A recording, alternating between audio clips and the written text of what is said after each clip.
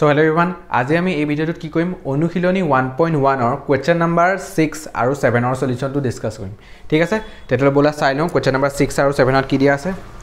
প্ৰথমে চাও question number 6 ত কি কৈছে হিমাদ্ৰীয়ে 625টা ভাৰতীয় আৰু 325টা আন্তঃৰাষ্ট্ৰীয় ডাকটিকট সংগ্ৰহ কৰিলে তাই এইবোৰ এক বিশেষ থোপত ৰাখি প্ৰদৰ্শন কৰিবলৈ বিচাৰে যাতে এটাও ডাকটিকট ৰৈ না যায় হিমাদ্ৰীয়ে সৰ্বাধিক কিমানটা থোপত ডাকটিকটবোৰ প্ৰদৰ্শন কৰিব পাৰিব ঠিক আছে নে এতিয়া প্ৰশ্নত কৈছে হিমাদ্ৰীয়ে সৰ্বাধিক কিমানটা থোপত ডাকটিকটবোৰ প্ৰদৰ্শন কৰিব পাৰিব এতিয়া এই কোৱেশ্চনটোৰ সলিউশন আমি কেনেকৈ উলিয়াম সংখ্যা দুটা যে দিয়া আছে ইয়াত 625 আৰু 325 সেই সংখ্যা দুটাৰ মই গখা উলিয়াই দিম আৰু গখাও উলিয়াই দিয়াৰ পিছত আমি গম পাই যাম যে সৰ্বাধিক কিমানটা থোপত ডাকটিকটবোৰ প্ৰদৰ্শন কৰিব পাৰিব ঠিক আছে নে সো এতিয়া গম পাইছা নহয় সৰ্বাধিক শব্দটো থাকিলে আমি বুজিব লাগিব যে এইটো গখাও উলিয়াবলৈ কৈছে গখাও উলিয়াবলৈ দিছে কাৰণ গৰিষ্ঠ সাধাৰণ উৎপাদক হয়নে গৰিষ্ঠ মানে কি হয় ডাঙৰ হয় সাধাৰণ উৎপাদক মানে সাধাৰণ উৎপাদক যে থাকিব সংখ্যা দুটাৰ সেই কেটাৰ ভিতৰত আটাইতকৈ ডাঙৰ সাধাৰণ উৎপাদক কোনটো সো সেইটো কি হ'ব গখাও অৰ্থাৎ গৰিষ্ঠ সাধাৰণ উৎপাদক সো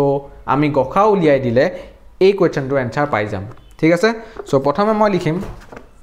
625 আৰু 325 ৰ গখাও সো প্ৰথমে তোমালোকে কিতাপখন মিলি লোৱা আৰু হাতত এখন নোটবুক আৰু এটা পেন লোৱা যাতে মোৰ লগত তোমালোকে কৰি গৈ থাকিব পাৰা ঠিক আছে নে আৰু যদি তুমি চেনেলটো নতুন আহিছে তেতিয়া তোমাক কৈ দিও যে HSLC 2026 ৰ বাবে এটা ম্যাথমেটিক্সৰ কোৰ্স এই চেনেলটোত আৰম্ভ হৈ গৈছে আৰু আমি পুনৰ আলোচনা নামৰ চেপ্টাৰটো কমপ্লিট কৰি দিছো কমপ্লিট ঠিক আছে নে এতিয়া আমি বাস্তৱ সংখ্যা চেপ্টাৰটো চুজ কৰিছো আৰু তাৰো লেকচাৰ নম্বৰ 1 2 হৈ গল আৰু কোৱেশ্চন নম্বৰ কি হলকে হৈ গল কোৱেশ্চন নম্বৰ 5 লৈকে আমি কমপ্লিট কৰি দিলো তোমালোকে চেনেলৰ প্লেলিষ্ট সেকশনত গৈ বাস্তৱ সংখ্যাৰ যেটো প্লেলিষ্ট হেতু ক্লিক কৰি তাৰ ভিডিওবোৰ চাই লব পাৰা এতিয়া মই কি কৰিম 625 আৰু 325 ৰ গখা উলিয়াম এতিয়া গখাও যে উলিয়াবলৈ কৈছে ঠিক আছে নে গখাও যে উলিয়াবলৈ কৈছে কোৱেশ্চন নম্বৰ 6 ৰ 625 আৰু 325 ৰ হয়নে সো প্ৰথমে মই লিখি লম যিহেতু 625 is greater than 325 ঠিক আছে নে যেহেতু 625 টো ডাঙৰ হয় 325 তকৈ সো এতিয়া মই 625 আৰু 325 ৰ ওপৰত ইউক্লিডৰ বিভাজন কলন বিধি প্ৰয়োগ কৰিম ঠিক আছে নে সো এতিয়া মই লিখিম ইউক্লিডৰ বিভাজন কলন বিধি প্ৰয়োগ কৰি পাও ঠিক আছে নে সো তোমালোকে এনেকৈ লিখিবা ইউক্লিডৰ বিভাজন কলন বিধি প্ৰয়োগ কৰি পাও ঠিক আছে নে মই শৰ্টত লিখিছো তোমালোকে ভালদৰে লিখি লবা প্ৰয়োগ কৰি পাও সো কি পাবা প্ৰয়োগ কৰি এতিয়া মই 625 ক হৰণ কৰিব লাগিব হয়নে 325 এ তোমালোকে তো জানাই ইউক্লিডৰ কলন বিধিটো কেনেদৰে কৰে সৰু নাম্বাৰটো ডাঙৰ নাম্বাৰটো হৰণ কৰিব লাগিব সো 325 এ 625 ক কেইবাৰ যাব থাকে 325 এ 625 ক মোৰ মতে এবাৰহে যাব থাকে কাৰণ দুবাৰ যেতিয়া মই কৰিম তেতিয়া হলে 650 হৈ যায় হেতু ডাঙৰ নাম্বাৰ হৈ যাব সো মই হে কাৰণে 325 ৰ লগত 1 পূৰণ কৰিম তাৰছত প্লাস বাকি কিমান পাম বাকি মই পাম বহুত পামছন বাকি চাইলো মানে মই বিয়োগ কৰিব লাগিব 625 ৰ পৰা 325 বিয়োগ কৰিলে মই 300 পাম ঠিক আছে সো প্লাস এখানে মই 300 লিখি দিলো তাৰ পিছত 325 is equal to 300 into 1 লিখিম আকৌ তাৰ পিছত মই এতিয়া বাকি পালো 25 তাৰ পিছত মই 300 লিখিলো 300 আৰু 25 ৰ মাজত মই ইউক্লিডৰ কলন বিধি প্ৰয়োগ কৰিছো গম পাইছা নহয় যেতিয়া মই ভাগশেটো শূন্য নাপাও তেতিয়া মই কি কৰো ভাগশে আৰু যেটো ভাজক সেই দুটাৰ ওপৰত মই ইউক্লিডৰ কলন বিধি প্ৰয়োগ কৰো গম পাইছা নে মানে এটো চোৱা 325 আৰু 300 এই দুটাৰ ওপৰত মই ইউক্লিডৰ কলন বিধি প্ৰয়োগ কৰিলো তাৰ পিছত মই দেখিলো যে ভাগশে শূন্য এতিয়া ওলোৱা নাই হেকাৰণে মই 300 আৰু 25 ৰ ওপৰত মই ইউক্লিডৰ কলন বিধি প্ৰয়োগ কৰিলো ঠিক আছে আৰু এতিয়া কি জানি যাব 25 ৰ লগত কিমান পূৰণ কৰিলে 300 হয় 25 ৰ লগত যদি মই এটো কৰো 1 হৈ যাব তাৰ পিছত 5 নামি হৈ গল সো মানে 12 25 লগত 12 পূৰণ কৰিলে 300 হ'ব আৰু তুমি ভাগশেষটো 0 পাবা কৰি চোৱা কিনাৰ তোমালোকে দেখিবলৈ পাবা ভাগশেষ এই ক্ষেত্ৰত 0 হ'ব আৰু যেতিয়া ভাগশেষটো 0 হয় ভাগশেষ 0 হ'লে আমি চাব লাগিব যে ভাজক কি আছে ইয়াত ভাজক আছে ইয়াত 25 সো সেই কাৰণে গসাউ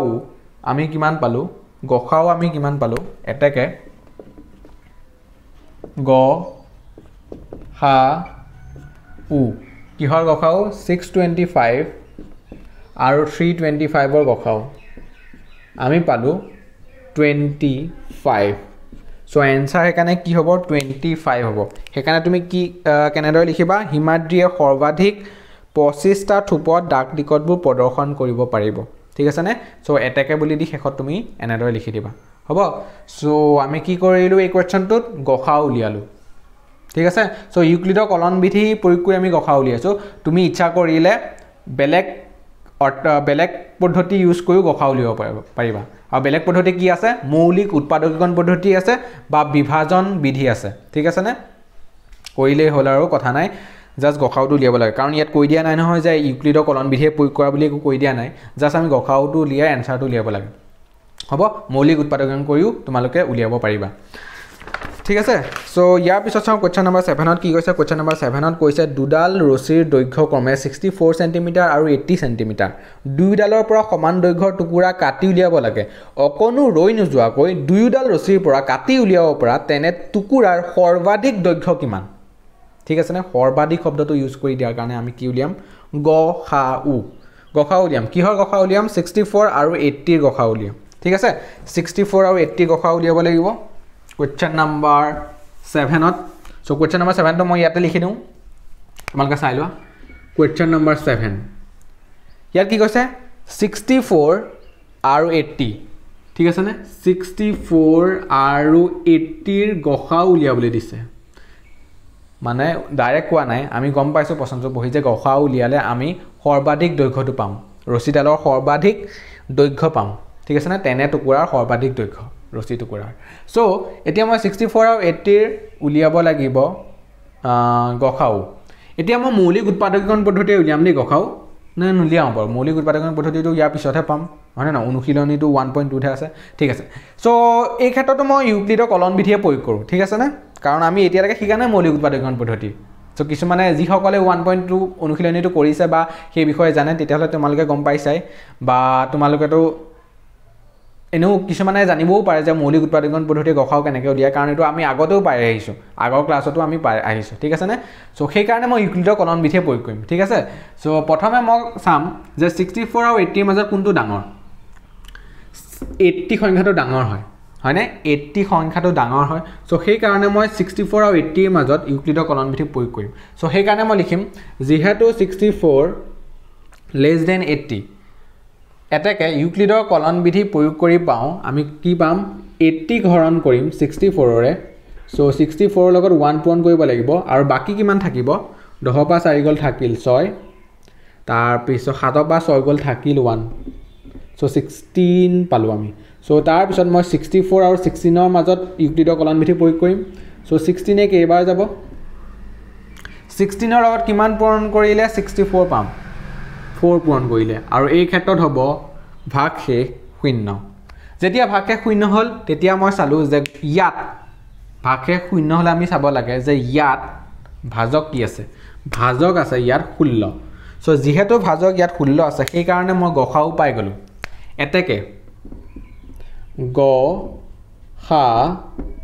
উ কিহৰ গসাউ 80 আৰু 64 ৰ গসাউ কিমান পালো 16 পালো সেই কাৰণে তুমি লিখি দিব পাৰিবা যে এতেকে তেনে টুকুৰাৰ সৰ্বাধিক দৈৰ্ঘ্য হৈছে 16 কি আছে ইয়াত একক 16 সেন্টিমিটাৰ ঠিক আছে সো ইয়াৰ আগৰ প্ৰশ্নটো কি একক আছিল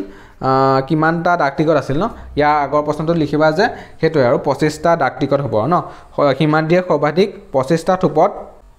কিমানটা থুপহে খুদিছে সো এনেকৈ লিখিবা 25টা থুপত ডাক টিকটবোৰ প্ৰদৰ্শন কৰিব পাৰিব তো তেনেকৈ আমি লিখিব লাগে আৰু শেষত লিখি দিলে হ'ল আৰু যে কি উলিয়াবলৈ দিছে সেই লাইনটো লিখি দিলে হৈ যাব কিন্তু আমি কৈছো কি ইয়াত গসা উলিয়াই পেলাই আমি এনসাৰটো উলিয়াই দিছো ঠিক আছে সো আজি এই ভিডিওটোত আমি কোৱেশ্চন নম্বৰ 6 আৰু কোৱেশ্চন নম্বৰ 7 ৰ সলিউশন কেইটা ডিসকাস কৰিলো আৰু ইয়াৰ জৰিয়তে আমি অনুশীলনী 1.1 সকলোবোৰ কুৱেশ্যন সলভ কৰি দিলোঁ ইয়াৰ পিছত মই লেকচাৰ নাম্বাৰ 2 লৈ আহিম লেকচাৰ নাম্বাৰ 2 ত আমি ডিসকাস কৰিম অনুশীলনী 1.2 লগত কি কি কনসেপ্ট জড়িত হৈ আছে সেই সকলোখিনি বুজি লম যাতে আমি অনুশীলনী 1.2 টো কৰিব পাৰো ভালদৰে ঠিক আছে সো ইয়াৰ পিছত আমি লেকচাৰ নাম্বাৰ 2 ত লগ পাম ঠিক আছে আজিলৈ ইমানে বাই বাই